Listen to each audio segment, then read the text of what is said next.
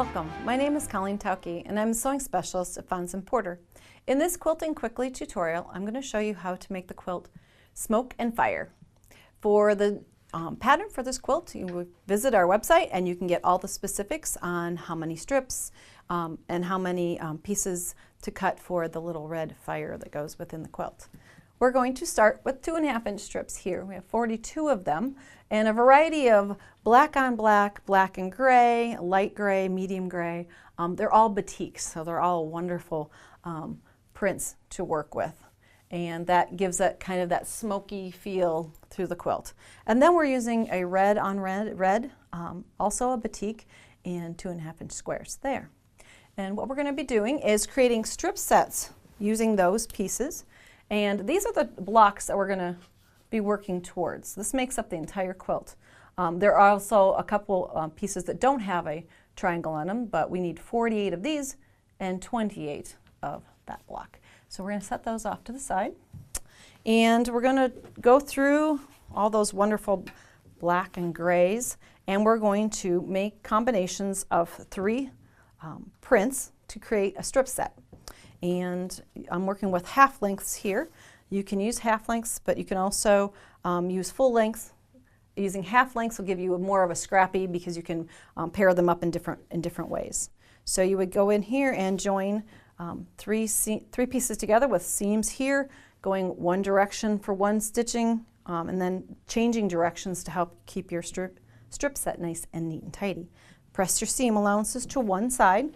Since everything here is mostly dark, it won't make a difference too much which direction you pick to press your seams, but you can see here seam allowances just pressed in one direction. Then once you've created a bunch of strip sets like this, all different color combinations of the grays and blacks, I would have fun just cutting pieces multiple layers. Since they all have to be a 6.5-inch unit, I'm going to stack a bunch of them up. Let's move these up just a little bit further here.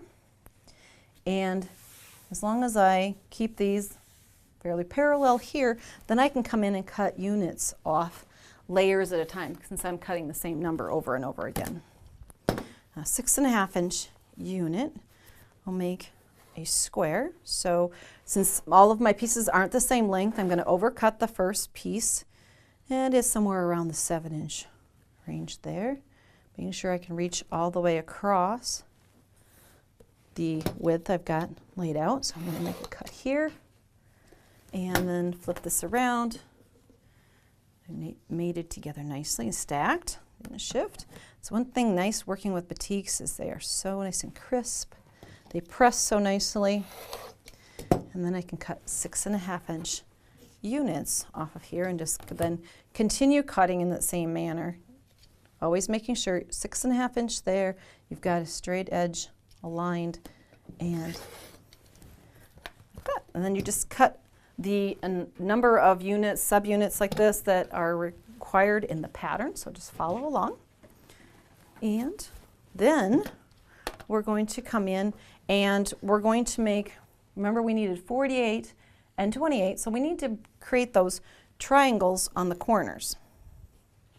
So working on one at a time, we're going to take the red square and we're going to do a diagonal seam method, which means that we're going to use a straight edge. We're going to mark it diagonally from corner to corner using a fabric marking tool of some sort, your favorite. And that is going to become our stitching line. So I need to orient one here, and then for the set that I need the most of, I need 48 of, I need 2 of them like this, making sure that I'm putting them on opposite corners, not side by side, but opposite corners, so that I will get the pattern, the overall pattern that I want when I'm finished. So since I've got 2 of them there, I would probably come in and just put a pin once I have those edges aligned nicely so they don't slide out of position as I slide it over to the sewing machine. And then I'm going to just sew that diagonal seam corner to corner. The nice part about this is you don't need to worry about an accurate 1/4 inch seam, you're just sewing right on the line.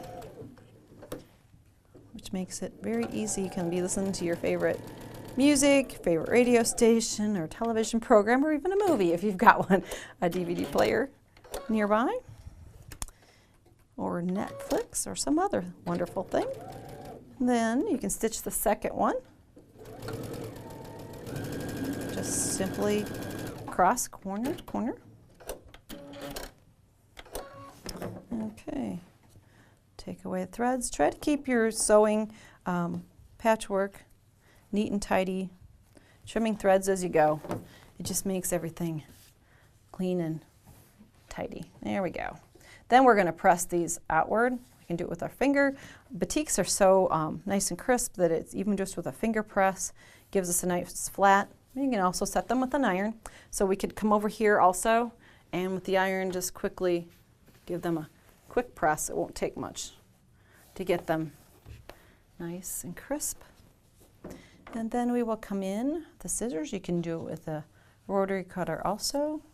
Just trim away the extra underneath, making sure to keep that top layer out of the way so you don't trim that one off, because we do need that in place. Okay, so that's how you would make the one with two. The same thing, same technique with the one with one on the corner like that. So now we have more of those. Now, it's basically at this point, it's just looking at our diagrams in our magazine and following that layout to create this overall effect. So, just so we keep everything, and I can keep everything straight, I'm going to just reference that. So we're going to use a block that has no little red triangles on it. And then you'll notice that the orientation of the triangles also changes the orientation of the strip set. And the cheater way to look at it is thinking about putting these together as a square. So you'll notice there's half of another. Let's see. Oh, this one should have been. Well, that's what gets started. We need to actually have one that'll have our next square there. Okay, so the diagrams will show you exactly how to create rows, to create those wonderful little red, almost like floating diamonds or gems or flames in the smoke and fire quilt. And then we finished with a great red binding, and your quilt is complete.